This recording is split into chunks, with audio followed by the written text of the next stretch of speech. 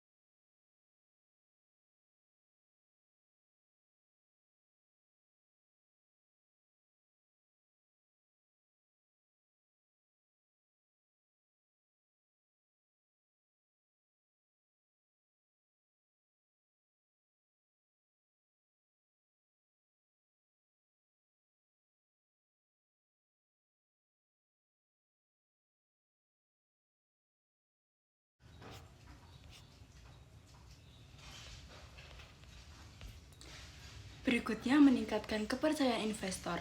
Investor lebih cenderung untuk berinvestasi di perusahaan yang memiliki manajemen risiko likuiditas yang baik karena mereka lebih yakin bahwa perusahaan akan dapat memenuhi kewajibannya. Meningkatkan akses ke pendanaan. Perusahaan dengan manajemen risiko likuiditas yang baik umumnya memiliki akses yang lebih baik ke pendanaan dengan suku bunga yang lebih tinggi. Meningkatkan nilai pemegang saham. Manajemen risiko likuiditas yang baik dapat membantu meningkatkan nilai pemegang saham dengan meningkatkan profitabilitas dan stabilitas keuangan perusahaan. Contoh risiko likuiditas. Yang pertama ada penurunan penjualan. Penurunan penjualan yang tidak terduga dapat menyebabkan perusahaan kekurangan uang tunai untuk memenuhi kewajibannya. Kenaikan suku bunga. Kenaikan suku bunga dapat meningkatkan biaya pendanaan perusahaan dan membuat lebih sulit untuk memenuhi kewajibannya. Kegagalan pelanggan untuk membayar tagihan mereka tepat waktu dapat menyebabkan perusahaan kekurangan uang tunai. Yang berikutnya yaitu ada gangguan rantai pasokan. Gangguan rantai pasokan dapat menyebabkan perusahaan kekurangan bahan baku atau produk jadi, yang dapat menyebabkan penurunan penjualan dan kekurangan uang tunai. Berikutnya ada bencana alam. Bencana alam seperti gempa bumi, banjir, dan badai dapat menyebabkan kerusakan properti dan gangguan operasi bisnis, yang dapat menyebabkan perusahaan kekurangan uang tunai. berikut yang dapat saya sampaikan. Sekian, wassalamualaikum warahmatullahi wabarakatuh, dan jumpa lagi di materi berikutnya.